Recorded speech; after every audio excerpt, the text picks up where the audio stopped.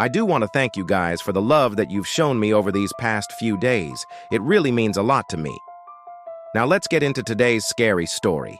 This story may sound unbelievable at first, but it becomes terrifying once you learn that even the official police report confirmed what happened.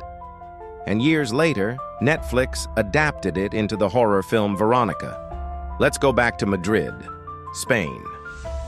1992. One night, a man named Máximo Gutierrez called the police in desperation.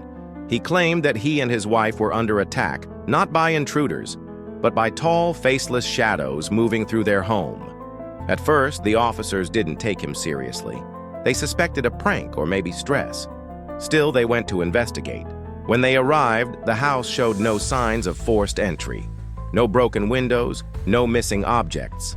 Everything was eerily silent.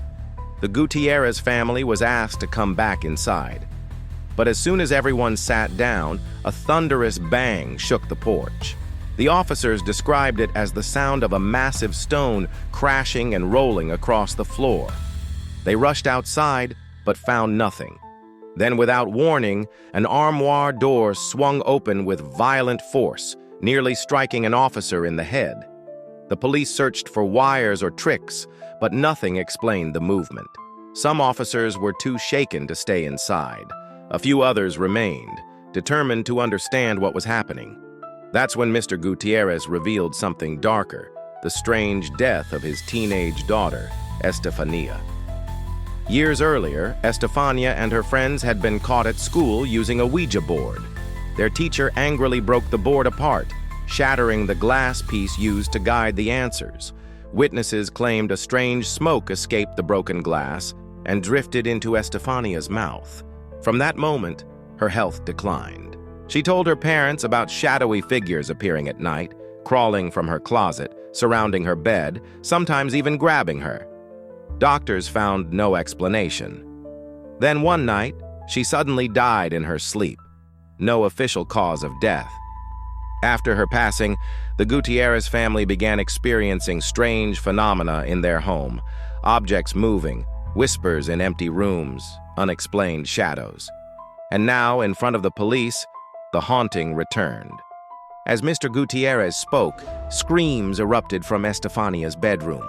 The officers leaped from their chairs and rushed to the room. When they opened the door, no one was inside.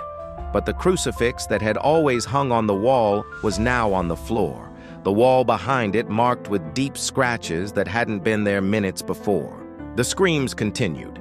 Pounding echoed through the walls. A framed photo of Estefania lay on the ground, the glass unbroken, but the picture inside had burned.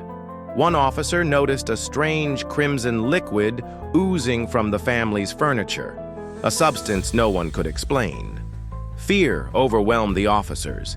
Even the chief inspector later confirmed these events in his official report.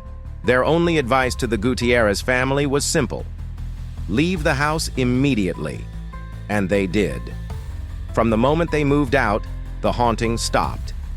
To this day, the case of Estefania Gutierrez remains one of the most chilling and unexplained events ever documented by police.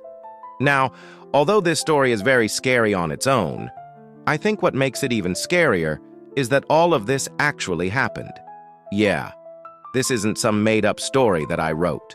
There are news articles and reports dating back to 1992 about this case, and it gets even crazier. In 2017, Netflix released a movie based off of this haunting called Veronica. It's a Spanish horror film written by the same people who made the movie, The Platform. And if you haven't heard of that movie, then you're lucky because it's actually insanely brutal. I'll post the trailer for Veronica below, but be warned, it's pretty intense. There's also a real-life case file detailing everything that happened to the Gutierrez family. I tried looking for it online, but it seems to have disappeared. So either it doesn't exist anymore, or someone is actively trying to hide it.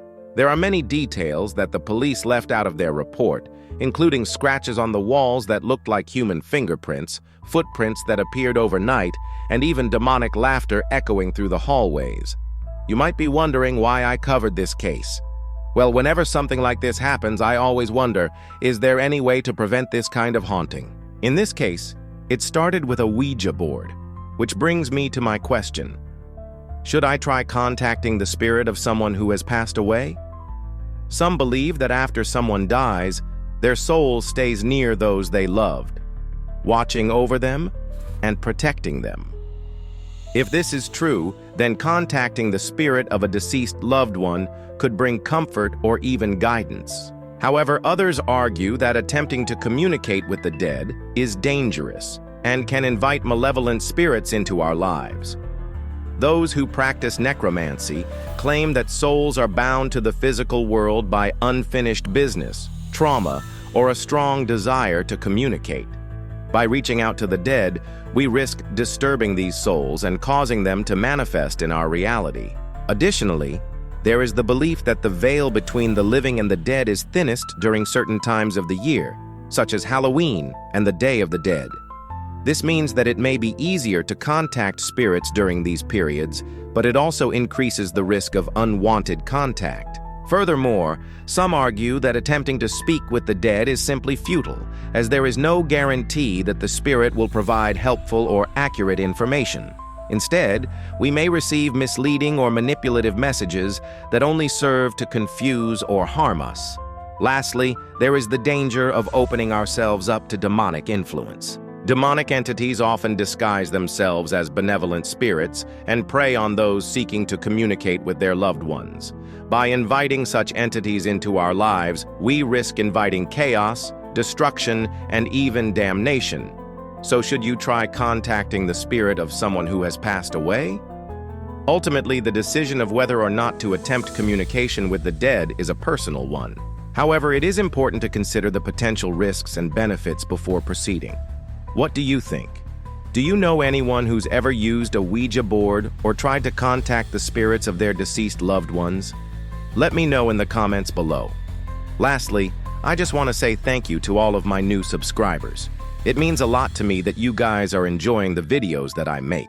If you want to see more content from me, make sure to check out my social media where I post updates and interact with fans. Thanks again, and I'll see you next time.